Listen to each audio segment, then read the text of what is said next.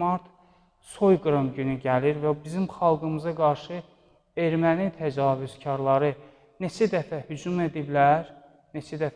ediblər, O həmin hücumdan biri də 1918-ci ildə 31 mart soyqırımı kimi tarixdə yadda qalmışdı.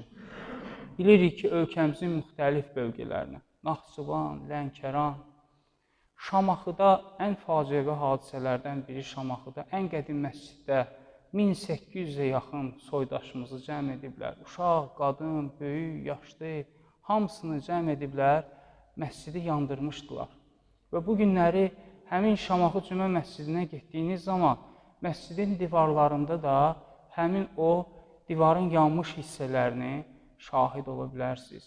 Bu ermənilərin bizim xalqımıza qarşı törətdiyi faciəvi hadisələrdən idi ki, onlardan biri də Qubada yerləşən kütləvi qəbirstanlıqdır ki, bu günləri həmin yer Quba soyqırımı memorial kompleks kimi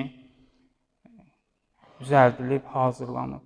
O cümlədən qeyd eləmək istəyirəm ki, həmin soyqırımı bizim kəndimizə də gəlib çatmışdı. Həmin vaxtı ermənilər bizim kəndimizə də çatmışdı, bizim kəndimizdə də neçə insanları qətlə yetirmişdi. Hətta bəzi evlərdə son günlərə qədər güllə izləri qalmışdı.